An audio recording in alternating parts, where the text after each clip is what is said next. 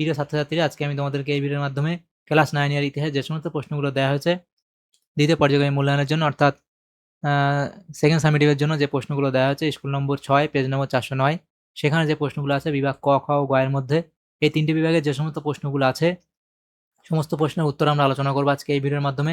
তোমরা ভিডিওটা শুরু থেকে শেষ অবধি অবশ্যই দেখবে এবং চ্যানেলে যদি নতুন হয়ে থাকে অবশ্যই তোমরা চ্যানেলটাকে সাবস্ক্রাইব করে রাখবে পরবর্তী যে স্কুলগুলো আছে সেগুলোর প্রশ্ন উত্তর পাওয়ার জন্য। এবং এর আগের যে স্কুলগুলো ছিল সেগুলোর প্রশ্ন উত্তর আমরা আলোচনা করে দিয়েছি, তোমরা প্লেলিস্ট থেকে সেই প্রশ্ন উত্তরগুলো পেয়ে যাবে, সেখান থেকে দেখে নিও সেই সমস্ত প্রশ্ন উত্তরগুলো। আজকে আমরা আলোচনা করবো এই 6 নম্বর স্কুলের প্রশ্ন উত্তরগুলো। এখানে যে বিভাগ ক, খ, গ এর মধ্যে যে প্রশ্নগুলো আছে সেগুলো আমরা আলোচনা করবো আজকে। তো এখানে দেখো যে প্রশ্নগুলো আমাদের বলা আছে এই 6 নম্বর স্কুলে বিভাগ ক এর মধ্যে 8টা প্রশ্ন আছে, 1 নম্বর করে দেওয়া হয়েছে। 8 নম্বর একের দাগে বলা আছে, দেখো একের দাগের বলা আছে প্রশ্ন যে সঠিক উত্তরটি বেছে নিয়ে লেখো। একের দাগের একের প্রশ্ন সেটা বলা আছে, দেখো একের দাগের একের প্রশ্নতে বলা আছে কি যে একের দাগের একের প্রশ্নতে বলা হয়েছে যে a new view of society গ্রন্থটি রচনা করেন। তাহলে এটা কোনটা হবে?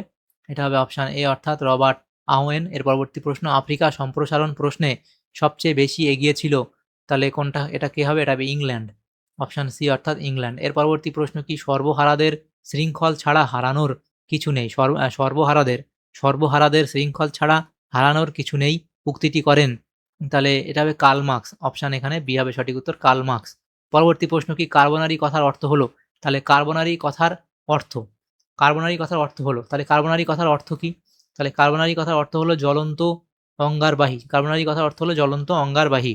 এর পরবর্তী প্রশ্ন ইটালির ঐক্যের ক্ষেত্রে ক্যাভুরের অসমাপ্ত কাজ সম্পূর্ণ করেন গ্যারিবল্ডি, অপশান ডি হবে সঠিক উত্তর, গ্যারিবল্ডি। এর পরবর্তী প্রশ্ন বলা আছে 6 দাগের প্রশ্ন ট্যানেনবার্গের যুদ্ধে 1914 জার্মানির কাছে পরাজিত হয় রাশিয়া, অপশান এ হবে সঠিক উত্তর, রাশিয়া। এর পরবর্তী প্রশ্ন কি বলা আছে, দেখো দ্বিতীয় আলেকজান্ডার ভূমিদাস মুক্তির আইন দ্বারা রাশিয়ায় ভূমিদাসদের স্বাধীন ঘোষণা করেন, এটা কত খ্রিস্টাব্দে? 1861 খ্রিস্টাব্দে, তাহলে অপশান এখানে ডি হবে সঠিক উত্তর, 1861 খ্রিস্টাব্দে।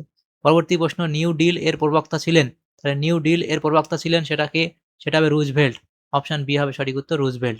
তাহলে এখানে যে এমসিকিউ টাইপ প্রশ্নগুলো ছিল সেগুলো হলো। এর পরবর্তী প্রশ্নগুলো দেখো বিভাগ খ এর মধ্যে যে প্রশ্নগুলো আছে 2 এর দাগের নিম্নলিখিত প্রশ্নগুলি উত্তর দাও। প্রথম প্রশ্ন 2 এর দাগের এ বলা হয়েছে, দেখো একটি সম্পূর্ণ বাক্যে উত্তর দাও। প্রথম প্রশ্ন বিশ্বের 2 এর এর 1 বিশ্বের প্রথম আন্তর্জাতিক সম্মেলন কোনটি? বিশ্বের প্রথম আন্তর্জাতিক সম্মেলন কোনটি? তাহলে সেটা তোমরা লিখবে ভিয়েনা সম্মেলন, ভিয়েনা সম্মেলন। বিশ্বের প্রথম আন্তর্জাতিক সম্মেলন কি? তাহলে কি লিখবে? ভিয়েনা সম্মেলন। এর পরবর্তী প্রশ্ন কোন কোন দেশ নিয়ে ত্রিশক্তি আঁতাত গঠিত হয়? কোন কোন দেশ নিয়ে ত্রিশক্তি আঁতাত গঠিত হয়? ইংল্যান্ড, ফ্রান্স এবং রাশিয়া, ইংল্যান্ড, ফ্রান্স এবং রাশিয়া, ইংল্যান্ড, ফ্রান্স এবং রাশিয়া, ইংল্যান্ড, ফ্রান্স এবং রাশিয়া। তাহলে ত্রিশক্তি আঁতাত গঠিত হয় ইংল্যান্ড, ফ্রান্স এবং রাশিয়া, এই তিনটি দেশকে নিয়ে। 3 দাগের প্রশ্ন বলা আছে, দেখো লেডি উইথ দ্য ল্যাম্প নামে কে পরিচিত ছিলেন? তাহলে লিখবে ফ্লোরেন্স নাইটেঙ্গেল,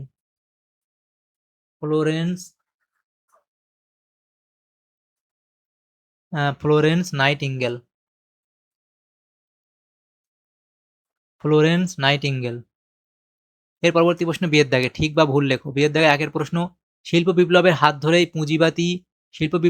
ধরেই পুঁজিবাদী অর্থনীতির জন্ম হয়, এটা ঠিক না ভুল? এটা এখানে ঠিক বলা হয়েছে। এর পরবর্তী প্রশ্ন কি অ্যাডলফ হিটলার ফুয়েরার উপাধি গ্রহণ করেন, এটা এখানে ঠিক বলা হয়েছে। এর পরবর্তী প্রশ্ন কি বলা হয়েছে, দেখো ইংরেজ লেখক হোমার লি টিউটনিক জাতির শ্রেষ্ঠত্ব প্রচার করেন, শ্রেষ্ঠত্ব প্রচার করেন, এটা এখানে কি বলা হয়েছে? এটা এখানে ভুল বলা হয়েছে, তাহলে এটা ভুল বলা হয়েছে। এর পরবর্তী প্রশ্ন, তাহলে এটা হচ্ছে আমাদের ভুল বলা হয়েছে।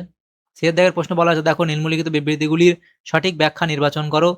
সিয়ের দাগের একের প্রশ্ন বিবৃতি বলা হয়েছে, দেখো ফ্রান্স মিশরে সুয়েজ খাল খনন করে, তো এখানে যেটা সঠিক ব্যাখ্যা আমাদের হবে, দেখো এখানে ব্যাখ্যা 1 বলা আছে সুয়েজ খাল খননের উদ্দেশ্য ছিল মিশরের আধিপত্য প্রতিষ্ঠা করা, ব্যাখ্যা 2 ছিল মিশর সুয়েজ খাল খননের জন্য ফ্রান্সকে অনুরোধ করে, ব্যাখ্যা 3 বলা আছে সুয়েজ খালের মাধ্যমে প্রাচ্য ও পাশ্চাত্যের দেশগুলির মধ্যে যোগাযোগ সুবিধা হয়েছিল। তাই এখানে ব্যাখ্যা 3টা সঠিক হবে, যে সুয়েজ খালের মাধ্যমে প্রাচ্য ও পাশ্চাত্যের দেশগুলির মধ্যে যোগাযোগের সুবিধা হয়েছিল। তাহলে এখানে দেখো লিখবে সুয়েজ খালের মাধ্যমে প্রাচ্য ও পাশ্চাত্যের দেশগুলির মধ্যে যোগাযোগে সুবিধা হয়েছিল। দ্বিতীয় প্রশ্ন কি বিবৃতি 1917 খ্রিস্টাব্দে মার্চ বিপ্লব পরিপূর্ণতা পায়নি, এখানে আমাদের যে ব্যাখ্যা সঠিক হবে, ব্যাখ্যা ১ টা সঠিক হবে যে এই বিপ্লবের দ্বারা বুর্জোয়াদের হাতে শাসন ক্ষমতা আসে। এর পরবর্তী যে প্রশ্ন যেগুলো বলা হচ্ছে দেখো, বিভাগ গ এর মধ্যে যে প্রশ্নগুলো আছে, এখানে ৩ এর দাগে বলা হয়েছে দেখো ২-৩ টি বাক্যে উত্তর দাও, যেকোনো ৪ টি প্রশ্নের উত্তর এখানে করতে বলা হয়েছে।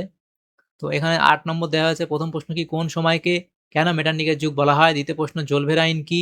তৃতীয় প্রশ্ন, উন্মুক্ত দান নীতি কি? এখানে ৪ দাগে বলা হচ্ছে দেখো, ঊনবিংশ শতকের শেষ ভাগে ঔপনিবেশিক বিরোধের কারণ কি? উড্রো উইলসন কেন ১৪ দফা নীতি ঘোষণা করেছিলেন? কোন যুদ্ধকে কেন দ্বিতীয় বিশ্বযুদ্ধের মহড়া বলা হয়? তাহলে এখানে বিভাগ গ এর মধ্যে যে প্রশ্নগুলো ছিল ৩ এর দাগে, ৩ এর দাগে ১ এর প্রশ্ন কি তোমরা এখানে লিখবে যে কোন সময়কে কেন মেটার্নিকের যুগ বলা হয়? তাহলে কোন সময়কালকে বলা হয় এবং কেন বলা হয় সেটা লিখবে। এর পরবর্তী প্রশ্ন, জোলভের আইন কি? তাহলে জোলভের আইন সম্পর্কে লিখবে। উন্মুক্ত দান নীতি কি? উন্মুক্ত দান নীতি সম্পর্কে তোমরা লিখবে। পরবর্তী প্রশ্ন কি বলা আছে দেখো, ৪ এর দাগের প্রশ্ন। ৪ এর দাগের প্রশ্নতে বলা আছে কি? যে ৪ এর দাগের প্রশ্নতে বলা আছে ঊনবিংশ শতকের শেষ ভাগে ঔপনিবেশিক বিরোধের কারণ কি? ৫ এর দাগের প্রশ্ন কি বলা আছে দেখো, উড্রো উইলসন কেন ১৪ দফা নীতি, উড্রো উইলসন কেন ১৪ দফা নীতি ঘোষণা করেছিলেন? এর পরবর্তী প্রশ্ন, কোন যুদ্ধকে কেন দ্বিতীয় বিশ্বযুদ্ধের মহড়া বলা হয়? কোন যুদ্ধকে কেন দ্বিতীয় বিশ্বযুদ্ধের মহড়া বলা হয়? সেটা তোমরা এ অবধি লিখে দেবে, তাহলে এই প্রশ্নের উত্তর তোমাদের হয়ে যাবে। তাহলে দেখো এখানে আমাদের যে সমস্ত প্রশ্নগুলো ছিল গ্রুপ এ, বি এবং সি এর মধ্যে, আচ্ছা আমাদের গ্রুপ আ বিভাগ ঘ এবং ঙ টা আমরা আলোচনা করে দিয়েছি। দেখে নাও তোমরা এখান থেকে একবার। এই ৪ এর দাগে যে প্রশ্নগুলো আছে, ৪ এর দাগে ১ এর প্রশ্ন, ইটালির ঐক্য আন্দোলনে মার্ক্সিয়ানি ভূমিকা আলোচনা করো। তাহলে এ অবধি তোমরা লিখবে। এর পরবর্তী প্রশ্ন দেখো, শিল্প বিপ্লব কিভাবে উপনিবেশবাদের জন্ম দিয়েছিল সেটা এখানে লিখতে পারো। তোমার বই থেকেও লিখে নিতে পারো এই প্রশ্নগুলো। ৩ এর দাগের প্রশ্নে বলা আছে দেখো, লেনিনের নতুন অর্থনৈতিক পরিকল্পনা সম্পর্কে লেখো। তারপর বিভাগ ঙ, সেখানে যে প্রশ্নগুলো আছে দেখো বিভাগ ঙ এর মধ্যে, প্রথম প্রশ্ন ছিল কি, ভিয়েনা সম্মেলনের ১৮১৫ খ্রিস্টাব্দে উদ্দেশ্য কি ছিল? এই সম্মেলনের মূল নীতিগুলো আলোচনা করো। তাহলে ভিয়েনা সম্মেলনের উদ্দেশ্য কি ছিল এবং ভিয়েনা সম্মেলনের মূল নীতিসমূহ আলোচনা তোমরা করবে। এর পরবর্তী প্রশ্ন, প্রথম বিশ্বযুদ্ধের ১৯১৪ খ্রিস্টাব্দ কারণগুলি আলোচনা করো। তাহলে এই কারণগুলো তোমরা লিখতে পারো বা তোমরা তোমাদের সহায়িকা বই থেকেও লিখে নিতে পারো। এবং ৩ এর দাগের প্রশ্ন বলা থাকে, ১৯২৯ খ্রিস্টাব্দে বিশ্ব অর্থনৈতিক মহামন্দার কারণগুলি আলোচনা করো। ইউরোপের উপর মহামন্দার কি প্রভাব পড়েছিল? তাহলে মহামন্দার কারণসমূহ লিখবে এবং ইউরোপের উপর মহামন্দার প্রভাব তোমরা লিখবে। এর পরবর্তী প্রশ্ন দেখো, তাহলে দেখো আমাদের এখানে যে সমস্ত প্রশ্নগুলো ছিল সেগুলো আমরা আলোচনা করলাম আজকে এই ভিডিওর মাধ্যমে।